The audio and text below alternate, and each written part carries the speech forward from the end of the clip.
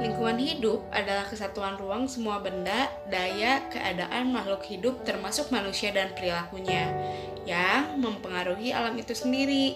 Masalah lingkungan hidup saat ini semakin menjadi kesadaran publik. Hal ini dibuktikan dengan semakin banyaknya diskusi publik tentang hal ini. Namun, apa saja masalah lingkungan hidup yang kita hadapi saat ini? Indonesia pernah mengalami kebakaran hutan dan lahan parah pada tahun 2019. Namun sayangnya, peristiwa tersebut masih saja terjadi hingga kini. Berdasarkan dari data yang bersumber dari Kementerian Lingkungan Hidup dan Kehutanan, pada tahun 2020 terjadi karhutla sebesar 296.000 hektar. Angka ini memang lebih kecil dibandingkan karhutla tahun 2019, yakni mencapai 1,65 juta hektar. Tapi bukan berarti angka ini tidak berarti. Hingga Juli 2021, dilansir dari data yang sudah terbakar adalah 160.104 hektar. Berita kebakaran hutan ini seolah-olah teredam selama pandemi ini. Seperti contoh yang sering mengalami kebakaran hutan yakni hutan di Kalimantan. Kalimantan merupakan salah satu wilayah di Indonesia yang sebagian besar wilayahnya adalah hutan, sehingga Kalimantan merupakan salah satu penyumbang oksigen terbesar di dunia. Kalimantan dikenal dengan cuacanya yang ekstrim. Dengan kata lain, minimnya curah hujan mengakibatkan kekeringan. Di Indonesia sendiri, penyebab kebakaran hutan terjadi atas 3 faktor utama, yaitu kondisi lingkungan, iklim, dan sosial budaya.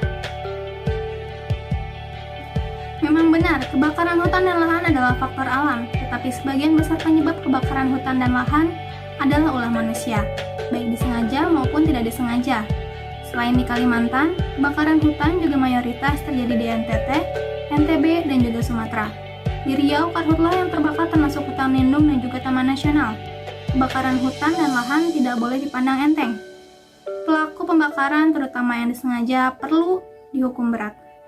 Selain itu, terdapat undang-undang yang mengatur tentang kebakaran hutan, seperti Pasal 78 Ayat 3, Undang-Undang 41 Tahun 1999, berisikan tentang kebakaran hutan yang disengaja dapat dipidana paling lama 15 tahun dan dikenakan denda sebesar 5 miliar.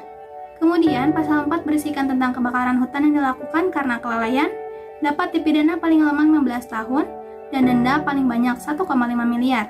Selanjutnya, kebakaran hutan yang bertujuan untuk membuka lahan baru juga merupakan pelanggaran. Undang-Undang PLH telah mengatur sanksi ini di dalam Undang-Undang Pasal 69 Ayat 2 yang berisikan setiap orang dilarang melakukan perbuatan pembukaan lahan dengan cara membakar. Sanksi yang tepat bagi para pelaku pembakaran hutan terdapat di dalam Undang-Undang PLH Pasal 108 dengan ancaman dipidana paling lama 10 tahun penjara, serta denda paling banyak 10 miliar.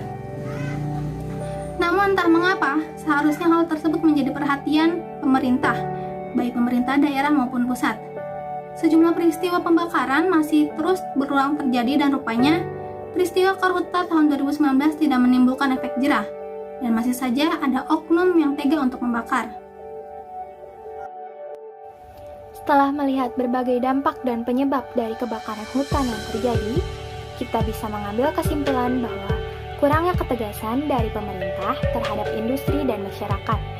Pemerintah tidak belajar dari kesalahan di masa lalu, sehingga tetap membiarkan perusahaan dari bidang perkebunan untuk membuka lahan dengan cara yang salah. Juga kurangnya ketegasan dalam menentukan hukum yang berkaitan dengan pasal perusakan lingkungan yang mengakibatkan sebuah kefatalan. Sebagai masyarakat, kita juga perlu mengambil langkah pencegahan agar kebakaran hutan tidak terjadi secara terus-menerus. Tindakan pencegahan yang dapat kita lakukan ialah 1. Hindari pembakaran lahan di daerah hutan. 2. Berikan jarak tempat 50 kaki dari bangunan saat pembakaran sampah dan sejauh 500 kaki dari hutan. 3. Tidak membuang puntung rokok sembarangan di area hutan. 4. Tidak membuat api unggun di area yang rawan terjadi kebakaran. 5. Setelah selesai melakukan pembakaran, pastikan untuk mengecek api sampai benar-benar padam sebelum meninggalkan tempat tersebut. 6. Melakukan patroli dan pengawasan rutin pada tempat-tempat yang memang rawan terjadi kebakaran, terutama saat musim kemarau. Dan 7. Menyediakan tempat penampungan air di titik-titik rawan kebakaran untuk mempermudah mencari air jika sewaktu-waktu terjadi kebakaran.